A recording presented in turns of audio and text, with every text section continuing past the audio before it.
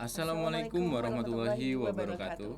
Halo teman-teman, selamat datang di podcast AgriTalk episode 2. Kenalin, aku Mayfi. Dan aku Bayu Salis. Kita akan menemani kalian selama beberapa menit ke depan untuk berbincang seputar pertanian bersama dua narasumber inspiratif kita, yaitu Pak Joko dan juga Kak Evan. Sebelum itu jangan lupa untuk follow dan subscribe akun sosial media kami di Instagram dengan username BEMFP-UPN-VYK dan juga YouTube Agriculture UPN Veteran Yogyakarta agar tidak ketinggalan episode terbaru dan menarik lainnya. Yuk, langsung saja ikuti kami.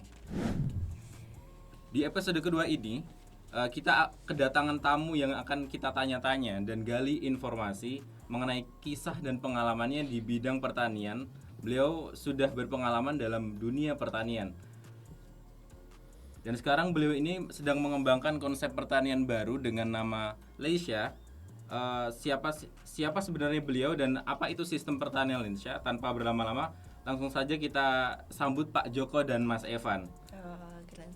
Selamat datang Pak Joko dan Kak Eva. Terima kasih sudah menyempatkan waktunya untuk hadir di AgriTalk kali ini. Bagaimana Kak Evan kabarnya? Baik sih, Pak Joko bagaimana? Baik. Ya, alhamdulillah. Ya, gitu. Oke. Ini gimana nih Kak Bay? Dari tadi kita mau berbincang seputar pertanian nih Kak Bay. Jadi sebelum kita berbincang lebih lanjut, boleh dari Pak Joko dan juga Mas Evan ini menceritakan sebenarnya konsep pertanian Leisha yang sedang Pak Joko dan Mas Evan bawakan dan sedang dicoba dibangun itu seperti apa dan apa sih pembedanya dari konsep-konsep pertanian yang lainnya gitu? Oke, baik. Mungkin dari Ya. Pak Joko. Jadi begini ya, sebenarnya konsep Leisha itu adalah seperti konsep organik yang kembali ke alam. Jadi konsepnya Leisha itu pertanian yang mengoptimalkan sumber daya alam, yaitu bahan organik dan sumber daya hayati. Lalu masih menambah eksternal input dalam jumlah yang terbatas. Masih eksternal input, jumlah terbatas itu maksudnya bukan saklek dibatasi begini enggak, tapi penuh dengan kebijaksanaan, dengan pengetahuan yang memadai. Itu Leisha. Jadi sementara ini kan banyak orang pertanian organik murni, pertanian kimia. Nah, ini semuanya akan omong kosong nanti hasilnya. Ya, dengan Leisha ini supaya kita produksi yang optimal, yang baik, lalu berkesinambungan. Itu yang kita jalani. Maka harus cermat. Jadi Leisha ini tumbuh terus. Itu. Oke, terima kasih Bapak atas jawabannya. Kalau boleh tahu, dengar-dengar Leisha ini ada kepanjangannya ya. Kalau Iya. kepanjangannya sendiri kira-kira apa itu Mas Ivan? Oh, kalau kepanjangannya sendiri untuk Leisha itu dari kata Low External Input Sustainable Agriculture. Jadi low dari kata low external itu berarti nanti pemanfaatan bahan anorganik yang dari luar, dari kimia itu kita tekan untuk seminimal mungkin. Tapi kita juga memanfaatkan bahan-bahan organik yang ada di alam seperti itu. Jadi kan pembahasan agri-agri ini atau pembahasan pertanian saat ini itu adalah pertanian organik dan anorganik. Tapi itu yang seperti apa? Jadi orang bilang pertanian organik, padahal pertanian organik, penggunaan pupuk organik tanpa anorganik itu omong kosong. Penggunaan pupuk anorganik saja tanpa organik itu juga bohong. Jadi bagaimana kita itu harus bijak mengambil keputusan dalam memberi fertilizer di situ. Kita harus benar-benar memikirkan secara kompleks bagaimana tanaman itu nantinya tumbuh. Jadi dapat disimpulkan bahwa Leisha ini adalah yaitu tadi pemanfaatan sumber daya alam yang ada di bahan-bahan lokal, tapi juga menggunakan pupuk anorganik secara bijak. Karena kita kembali lagi bahwa tumbuhan itu butuh pupuk makro N, P, K, C, A, Mg dan juga S. Jadi kalau cuman menggunakan bahan-bahan organik saja itu kurang, karena bahan-bahan organik hanya nantinya mengandung unsur-unsur mikro saja. Jadi tanaman kurang terpenuhi seperti itu. Wah, menarik sekali ya Mas Bayu tentang pembahasan mengenai Leisa ini. Kemudian kemarin itu kita sempat membaca jurnal mengenai Leisa itu sendiri. Nah, jadi Leisa itu dan juga Leila itu juga ada sama-sama mengusung konsep pertanian dengan konsep rendah input eksternal.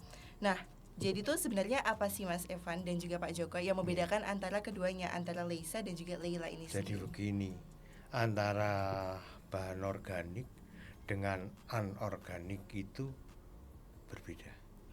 Jadi kalau organik itu untuk menyuburkan tanah. Oh, Tanah itu harus subur dulu.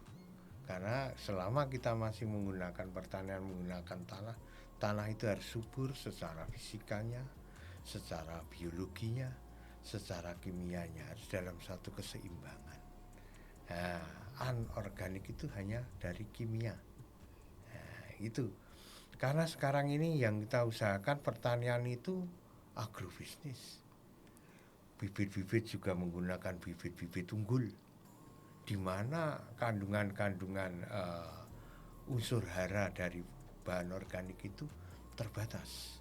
Tapi kesuburan yang lain untuk menopang itu ada di bahan organik. Contohnya misalnya pupuk anorganik, tidak ada bahan organik, kita berikan dalam bentuk fast release. Dengan adanya organik jadi slow release, jadi mudah tersedia, tidak mudah tercuci. Nah, ini keuntungannya di situ, sehingga kita bisa menggunakan anorganiknya dengan minimal, optimal, cukup, tidak berlebih terbuang, berpemborosan, lalu kebanyakan residu-residu di situ dalam bentuk garam ya, salinitas di dalam tanah. Nah, ini karena tidak adanya kekurangan bahan organik. Lah bahan organik itu menyetimbangkan adanya mikroorganisme ya. Lah mikroorganisme itu selalu membentuk dan menyediakan walaupun dalam jumlah kecil tapi kontinu. Mikroorganisme itu akan memakan organik, merombak organik secara enzimatis. Jadi mikroorganisme itu menggunakan enzim untuk merombak bahan organik supaya tersedia ion.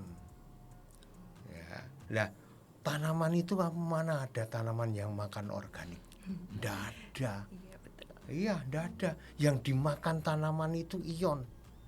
Selama organik menghasilkan ion, ya dimakan, menghasilkan ion dalam bentuk kation dan anion. Nah, inilah kebutuhan dia.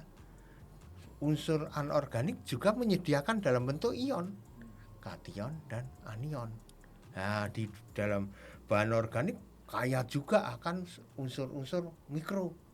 Ya, di samping unsur makro, unsur mikronya kaya. Jadi itu organik dan ini melengkapi, tapi harus disuburkan dulu. Disuburkan misalnya secara fisik, tanahnya aerasinya bagus, ya. Lalu di situ menjadi strukturnya menjadi tidak terlalu padat ya. Ini semua terkait. Wah, nanti ini kalau anorganik tanahnya mengeras. Iya, kalau tidak pakai organik ya semua hancur. Tapi kalau hanya organik banyak. Wah, organik murni kosong. Lihat saja yuk kita ke sana. Hasilnya kayak apa? Iya. Masa jual beras, wah beras organik itu lebih murah ya, biayanya lebih murah, mahal sekali. Untuk memenuhi kebutuhan makanan organik itu mahal sekali. Misalnya kompos, hasilnya kaliumnya hanya 1%, P-nya 1%, lalu N-nya 0,2%. Tapi kalau kita memakai NPK aja yang 16 itu harganya 20.000. Lah kalau dari 0, sekian dijadikan 16% untuk mengejar itu, berapa kilo organik dan harganya berapa? Hampir 5 kali lipat. Untuk memenuhi kebutuhan 16 bahan organik itu butuh biaya sekitar 100.000, kalau ini 20.000. Nah, itu yang terjadi sehingga wow, organik murah. Ternyata padi organik berapa berasnya harganya? 32.000. Iya betul. Nah, Sekali Pak di pasaran. berlipat-lipat kan. Sedang Iya. kita pun kenyataan Indonesia masih impor, kekurangan beras Kenapa berasnya jadi 32? Tidak bijak itu kalau saya bilang. Maka Lesa ini akan menyelesaikan itu selama kita selalu mengoreksi mana yang harus tetap kita jaga, jangan sampai merusak lingkungan. Oke, jadi menarik sekali ya Pak konsep Iya. Leisha ini. Iya. Jadi kan konsep Leisha ini bisa dikatakan belum cukup populer di masyarakat ya Pak Joko dan Mas Evan. Iya. Nah, dan karena merupakan hal yang baru nih di Indonesia, sedangkan banyak petani di Indonesia itu yang sifatnya itu masih tradisional dan apa ya, ilmu yang mereka pakai itu kayak cuma ilmu yang turun temurun atau ilmu titen kalau saya bilangnya. Nah, kalau dari Mas Evan dan juga Pak Joko sendiri, kira-kira bagaimana sih agar konsep Leisha ini dapat diterapkan gitu ke masyarakat, mengingat konsepnya juga cukup bagus dan mendukung untuk pembangunan pertanian di Indonesia seperti itu. Ya, jadi gini, kita harus punya armada yang memadai karena Lesa ini dituntut orang-orang yang benar-benar pinter dan berani. Di Indonesia itu orang pinter banyak, tapi orang berani sedikit. Ya, ini termasuk Mas Evan. Ini tak anggap orang yang pemberani. Pemberani untuk melaksanakan Lesa dengan pengetahuan yang memadai, berani dan pinter. Itu untuk menerapkan Lesa. Nah, ini butuh armada-armada seperti itu. Sehingga nanti petani itu, sebenarnya petani itu sudah menyadari hal itu. Ya, sudah menerima akibatnya. Sawah dengan organik murni, wah akhirnya digiling bergabai jadi menir. Ya, karena tidak ada kurangan kalium, kurangan. Iya, itu saya temui di lapangan seperti itu. Nah, sekarang adanya Lesa ini dari pihak yang mau bergabung dengan Lesa ini, yaitu dengan sangat bijaksana tapi dengan kepandaian. Saya sering katakan, kamu bijaksana tapi kalau tidak pandai itu namanya ngawur. Harus pandai. Itu yang saya harapkan. Karena ini sustainable benar. Ya, nanti akan terjadi pertanian yang presisi, pertanian yang berdaya saing. Baik. Luar biasa sekali ya, dengan konsep Lesa ini kita Iya. bisa menggunakan pertanian dengan secara bijaksana ya Pak ya. Iya. Nah, kemudian dengan konsep Lesa ini, apakah ada komoditas khusus yang bisa digunakan dengan konsep Lesa ini Pak? Hampir semua komoditas Oh, hampir semua komoditas. bisa. Oh, baik. Karena kita menjaga kelestarian alam. Dan semua komoditas butuh kelestarian alam. Oke, kalau tanggapan dari Mas Evan sendiri gimana Mas terkait penerapan konsep Leisha ini ke petani-petani yang ada di Indonesia gitu. Kira-kira kalau pendapat Mas Evan ini langkah-langkah yang bisa dilakukan itu apa? Oke, kita mulai dulu dari sejarah Leisha sendiri ya. Leisha sendiri itu tidak ada seorang ilmuwan khusus yang menemukan konsep ini, tapi udah dikembangkan di negara lain gitu, seperti Afrika, Thailand, Filipina dan sebagainya gitu. Jadi kenapa di Indonesia ini tidak cukup terkenal itu berhubungan nantinya dengan sejarah revolusi hijau juga.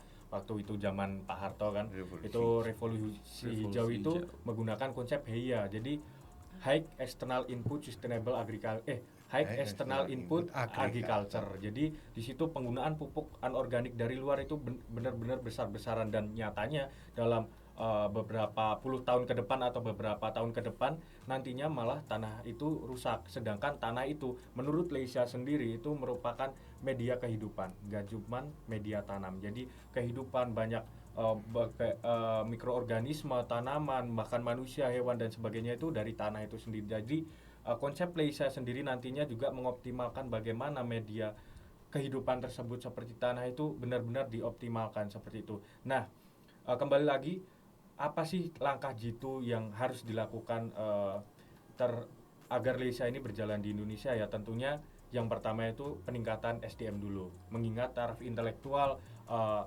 petani yang ada di desa-desa itu masih kekurangan dalam ilmu bertani seperti Leisha ini. Lalu yang kedua itu bagaimana kita itu peka terhadap lingkungan, terhadap ekosistem yang nyatanya pertanian-pertanian konvensional yang lain dan sebagainya itu benar-benar berusak. Mereka harusnya peka. Oh, ini tanah itu makin keras. Oh, ini ditumbuhin aja susah. Oh, ini patogen itu banyak menyerang. Itu harus ada kepekaan di situ. Jadi Leisa ini bergerak nggak hanya tentang pertanian saja, tapi juga menjaga ekosistem agar tetap berimbang gitu, tetap balance gitu kan. Nantinya itu juga akan menghasilkan produktivitas yang tinggi dan sebagainya seperti itu. Oke. Wow, menarik sekali ya Mas Bay tentang konsep Leisa ini. Luar biasa sekali. Jadi konsep Leisa ini kan merupakan konsep low external input ya Mas ya.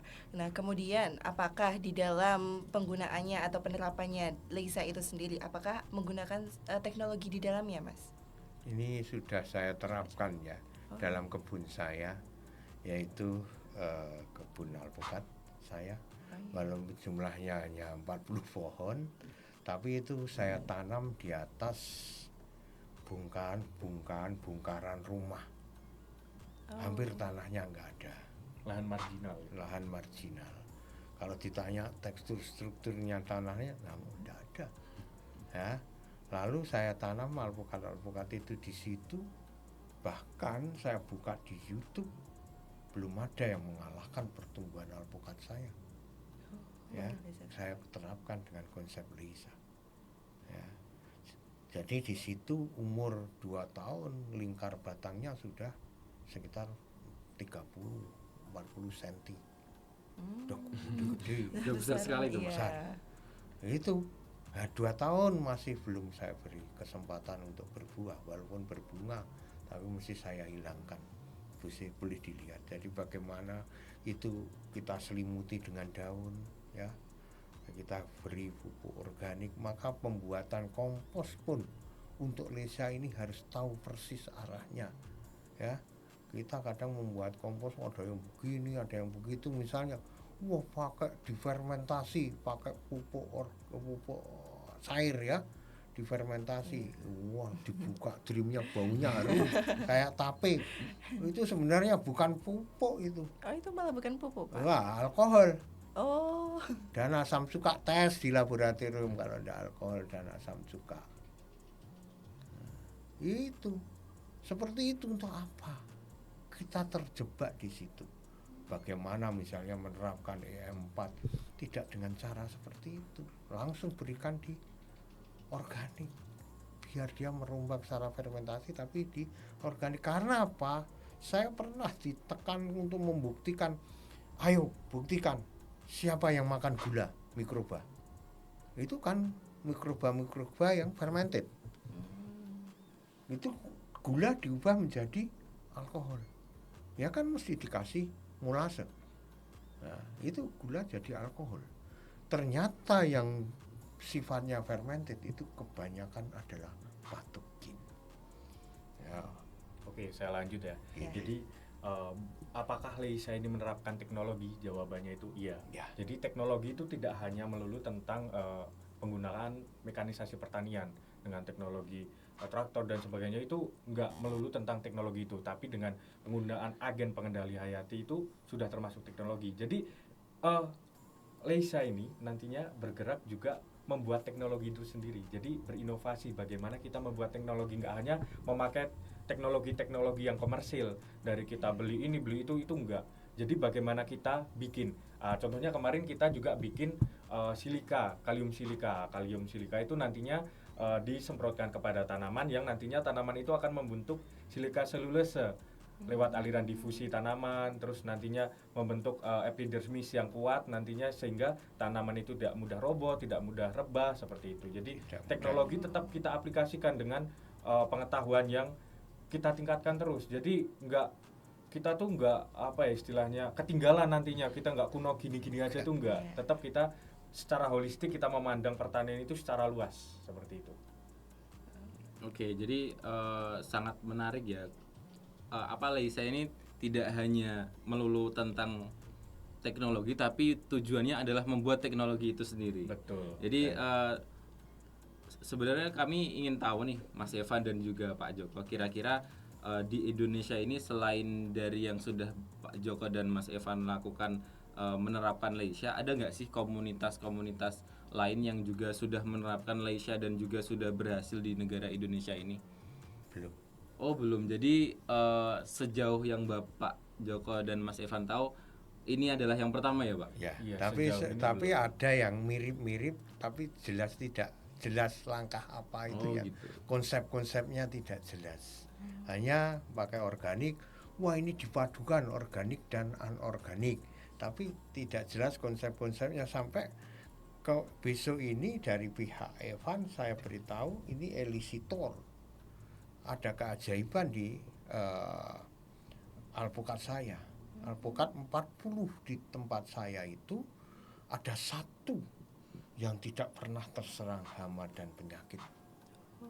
Luar biasa. Walaupun alpukat saya ini ya tidak terserang sih. Nggak sampai umur 2 tahun ini saya semprot pestisida ini baru 5 kali. Tidak seminggu sekali tapi 2 tahun baru 5 kali.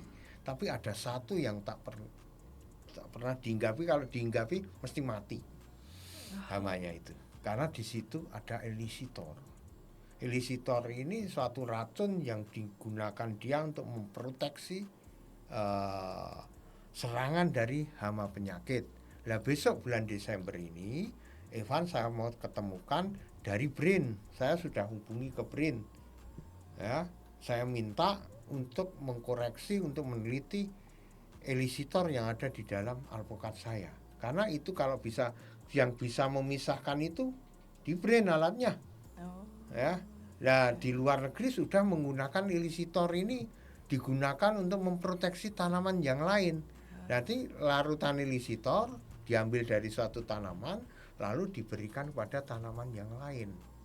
Ya, ini termasuk untuk lisa alami. Gitu. Jadi Mungkin setiap ini pohon sed- itu nggak bisa memproduksi elisitor ya? Ada, tapi ada. kalah. Oh. Ya, elisitor ini juga dikeluarkan hama penyakit. Dia menyerang, diberi racun dulu tanaman lalu dimakan. Dan tanaman juga memproteksi. Nah, dari tanaman itu disebut elisitor endokin, dari hama penyakit elisitor eksogen. Gitu. Jadi gampangnya tanaman sendiri itu juga punya sistem imun seperti Ya, manusia gitu. kekuatan. Jadi Itu ada diambil. SAR itu sistem acquired resistant dan juga ISR itu induced resistant sistem gitu. Jadi punya sistem sendiri, dia mengeluarkan seperti asam alisila, terus Ya. asam karbon dan sebagainya itu untuk mensintesis patogen yang datang gitu. Jadi kembali lagi ke tadi bahwa apakah Leisa ini diterapkan di Indonesia? Mungkin ada, cuman kami belum mendengarnya. Oke. Belum banyak sepertinya gitu. Kebanyakan itu seperti pemerintah atau itu dengan konsep PHT saja. Dan PHT pun belum secara holistik kita fokus kepada tanaman itu sendiri. Karena PHT fokus kepada pengendaliannya saja. Sedangkan kita tahu sendiri bahwa patogen itu sendiri itu nggak ada yang seperti virus ya, itu nggak ada yang bisa dikendalikan secara kuratif. Jadi ketika tanaman udah kena virus sakit, Selesai. ya udah itu selesai. Sebenarnya udah nggak bisa dikendalikan lagi itu mas. Seperti itu. Jadi bedanya konsep PHT dengan Leisa itu seperti itu. Kita Leisa lebih menekankan bagaimana kita nggak cuman mengendalikan saja, cuman kita mencegah juga dari awal tanam sampai akhir tanam seperti itu. Oke, baik. Tadi kami dengar Leisa ini kan pelopor di Indonesia pertama, bahwa Leisa, konsep pertanian Leisa ini sudah diterapkan oleh Mas Evan dan juga Pak Joko. Nah, untuk Mas Evan sendiri, nah gimana nih komunitas Leisa ini tuh bisa terbentuk gitu? Sebenarnya ini agak nggak sengaja sih. Jadi awalnya tuh bingung, kan banyak ya sekarang mahasiswa itu yang jujur aja pada milih pertanian itu karena salah ambil jurusan gitu kan, Iya, banyak kan betul. sekarang. Nah jadi saya waktu itu tuh ketemu Pak Joko di kebun alpukat kan, terus ngobrol-ngobrol nih tentang pertanian. Waktu itu saya belum paham Leisa itu apa sih, sulit banget dimengerti. Leisa itu sangat sulit dimengerti untuk awal-awal gitu ya. Apalagi waktu kita ngobrol-ngobrol itu udara juga cukup panas di sana, jadi nggak paham lah awal. Tapi makin lama saya makin belajar. Leisa itu bagaimana sih kita bisa memandang tumbuhan itu sebagai makhluk hidup, bukan sebagai mesin produksi. Jadi orang mikir tanaman harus produksi ini biar kita dapat duit segini, harus produksi ini kita dapat duit segini. Itu tidak. Tapi Leisa itu memandang bahwa tumbuhan itu sebagai makhluk hidup. Jadi kita seperti istilahnya kecap bango lah. merawat seperti anak sendiri. Oh Seperti itu. iya. Jadi nah akhirnya Leisa ini makin lama makin banyak nih yang join. Makin lama teman-teman saya dari berbagai jurusan juga, dari agribisnis, dari agroteknologi, nah itu bersatu.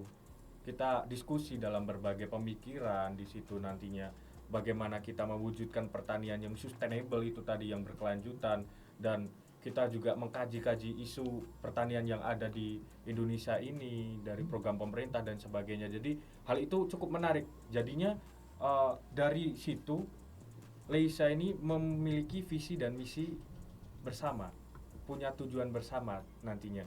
Jadi tujuan kita untuk mengembangkan pertanian yang sustainable di masyarakat. Jadi kami juga bersatu dengan masyarakat, mengabdi dengan masyarakat yang nantinya bahwa pertanian sustainable itu benar-benar harus diterapkan untuk keseimbangan ekosistem, untuk memajukan ekonomi juga di bangsa ini, ya seperti itu. Dan akhirnya terbentuklah komunitas namanya Verdetex Leisa Community. Jadi komunitas itu dari kata verde sendiri, yaitu artinya hijau, dan tech itu teknologi. Jadi teknologi hijau, Leisa itu tadi konsep kita yang kita gunakan, dan komunitas. Jadi komunitas teknologi hijau Leisa, seperti itu. Oh, luar biasa sekali ya, dengan adanya komunitas ini semoga pertanian di Indonesia bisa semakin maju.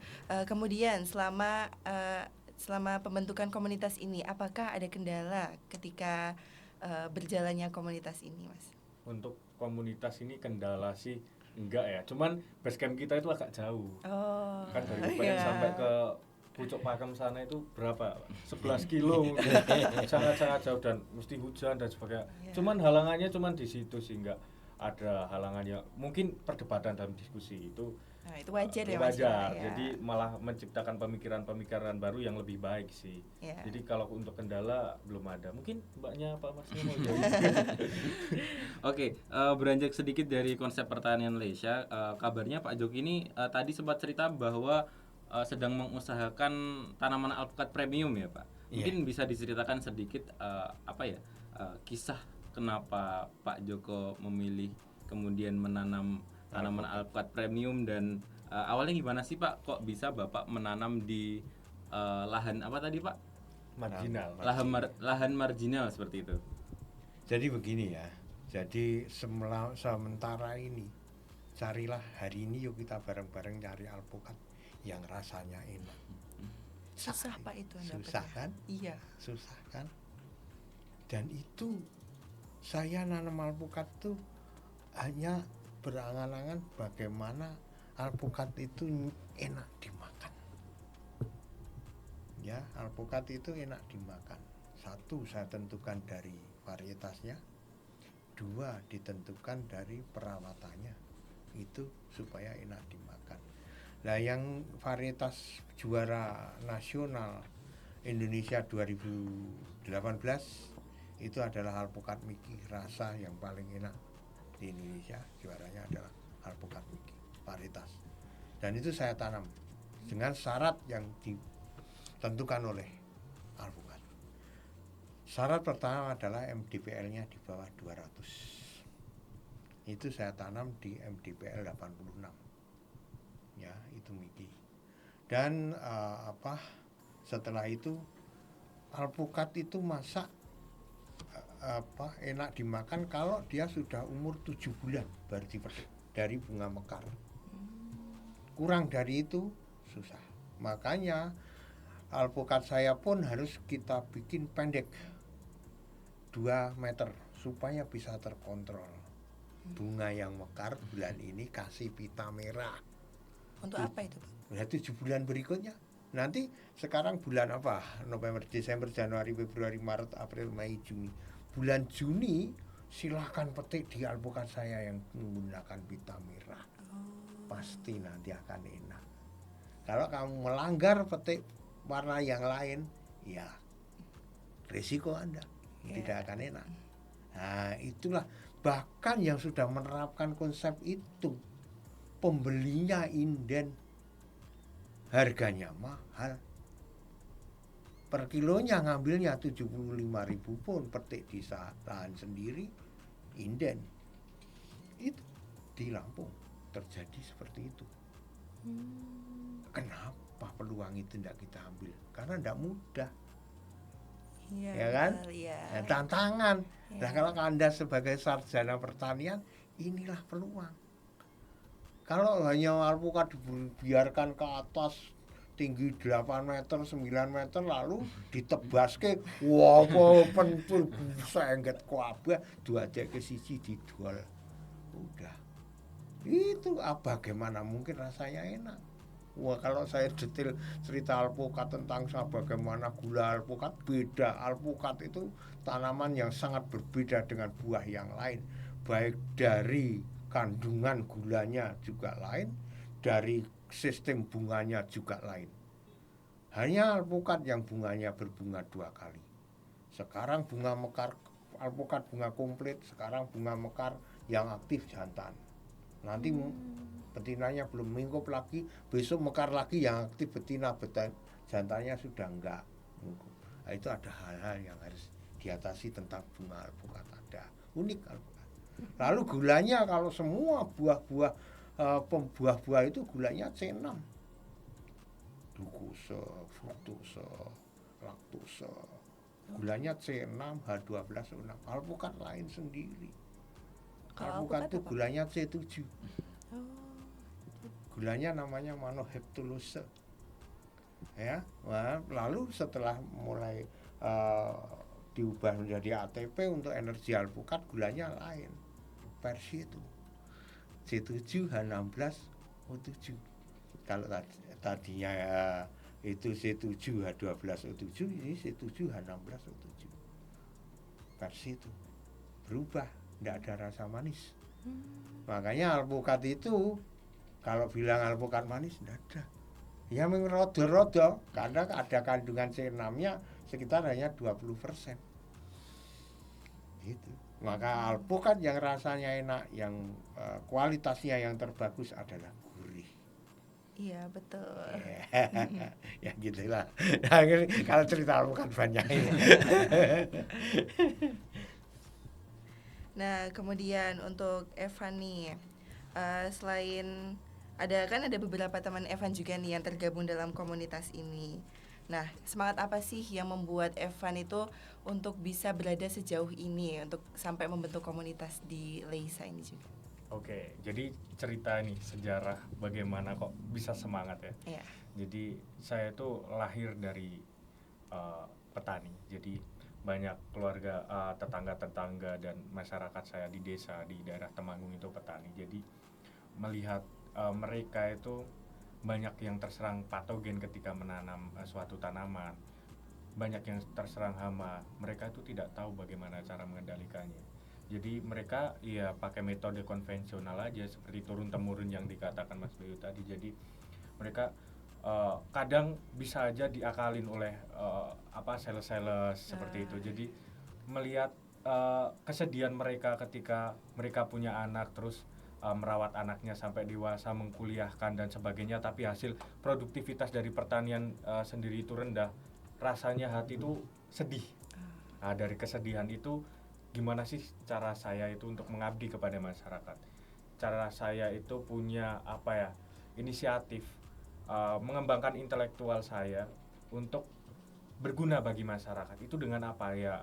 Salah satunya dengan pertanian itu sendiri. Jadi kemarin saya sempat bikin pupuk kompos bersama petani di daerah saya, dan mereka itu interestnya tinggi. Jadi ketertarikan terhadap teknologi itu tinggi karena mereka itu tidak ada pendidikan hanya sampai SD, SMP, bahkan mungkin tidak.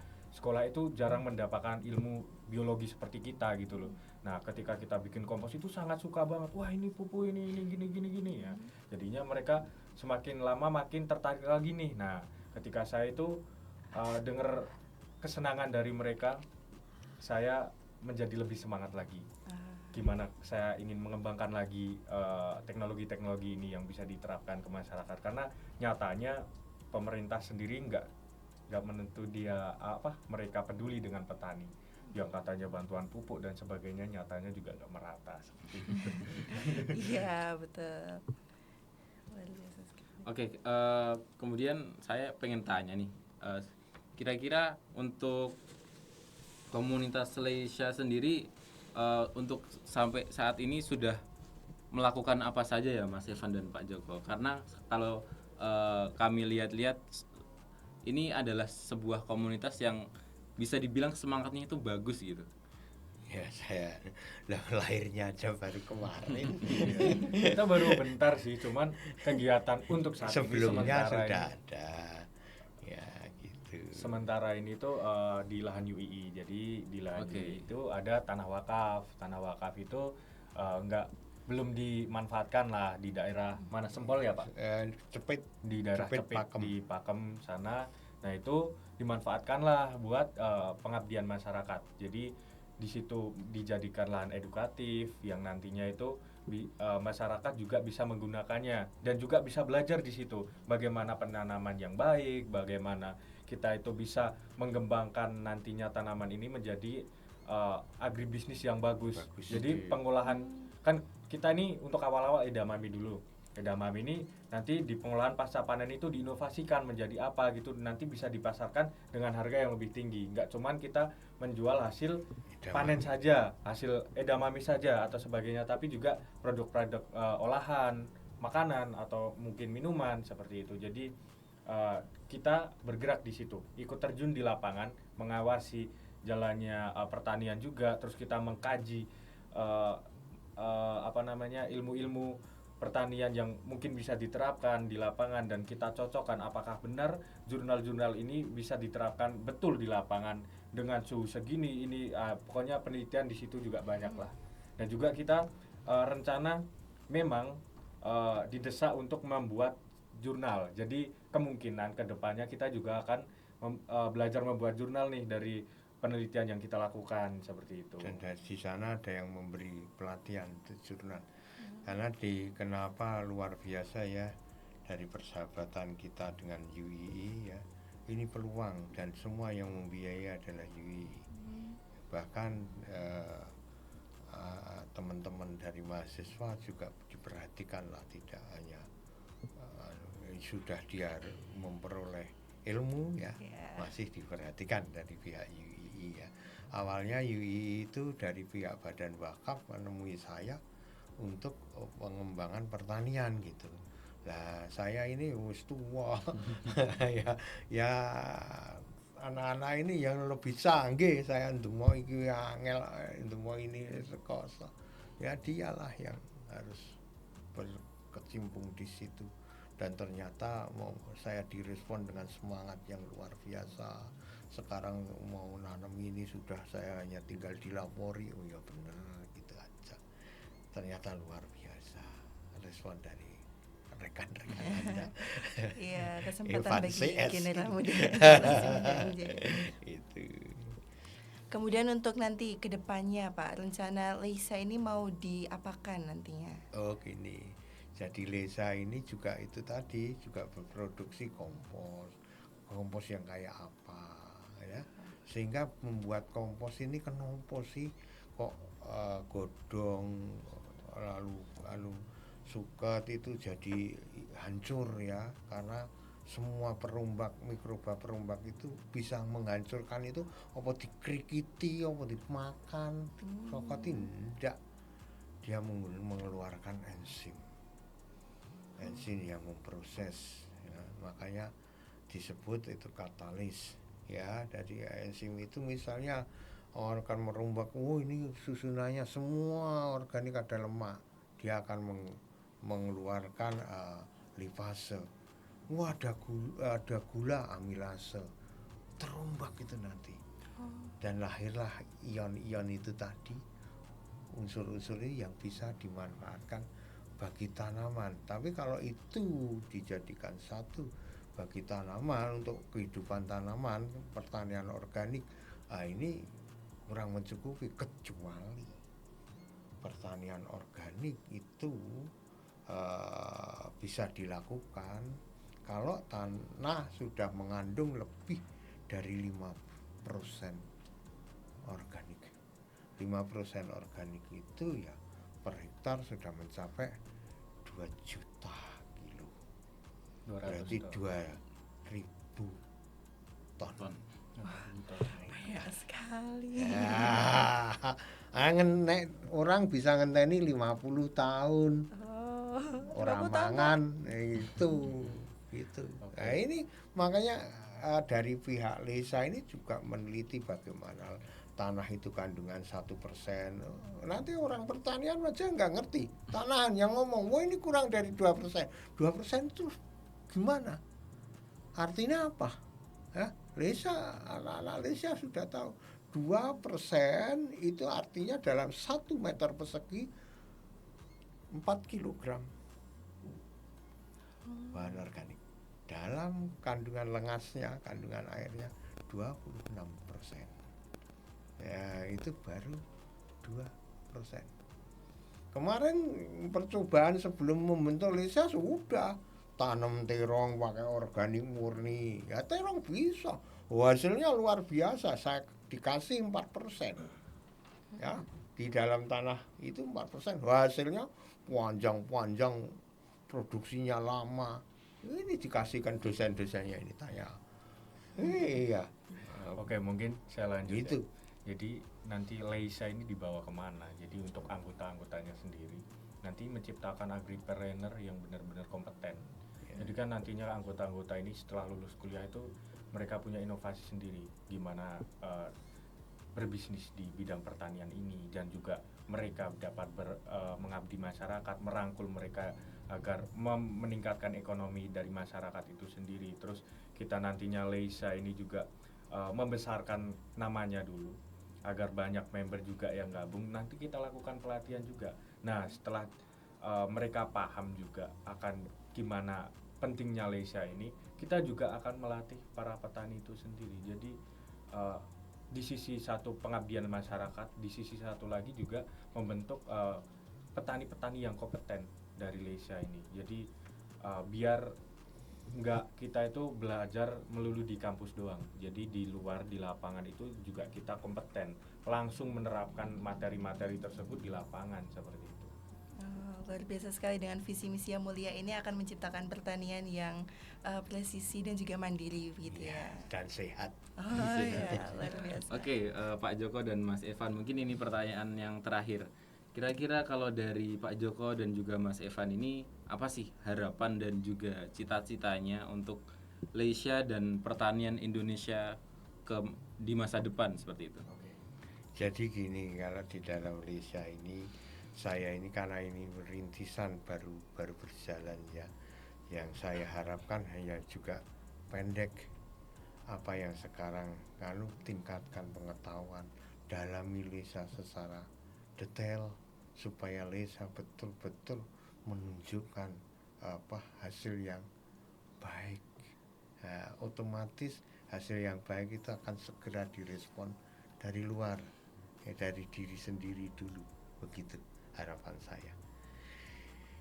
Mungkin kalau harapan saya sendiri ya, untuk pertama buat Leisa sendiri, ya semoga saja kedepannya ini komunitas kami itu banyak menampung orang-orang yang pengen tahu bagaimana cara bertani secara holistik tadi, itu tadi yang kita memandang bahwa pertanian ini nggak cuma ilmu ini doang.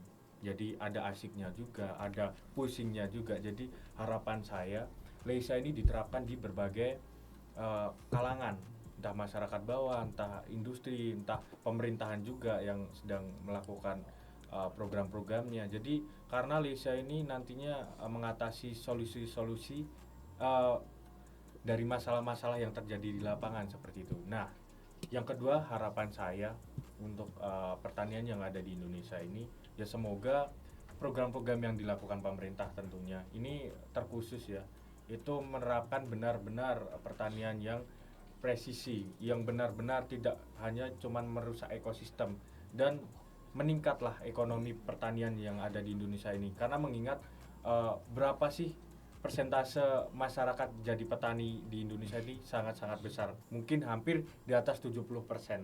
Nah, semoga dengan konsep Leisa ini pertanian Indonesia bisa maju dari sisi ekonomi dan juga sisi produktivitas tanaman itu sendiri, seperti itu. Oke, baik. Tak terasa teman-teman, kita sudah sampai di penghujung episode AgriTalk 2 kali ini. Terima kasih kepada Kak Evan dan juga Pak Joko Terima kasih, telah Kak sharing ilmu dan juga pengalamannya di sini. Oke, kemudian jangan lupa untuk subscribe dan juga follow akun sosial media kami. Di Instagram ada BEM FP UPN Veteran Yogyakarta, dan juga di YouTube ada Agriculture UPN Veteran Yogyakarta, supaya nggak ketinggalan episode-episode menarik yang akan kita tayangkan berikutnya.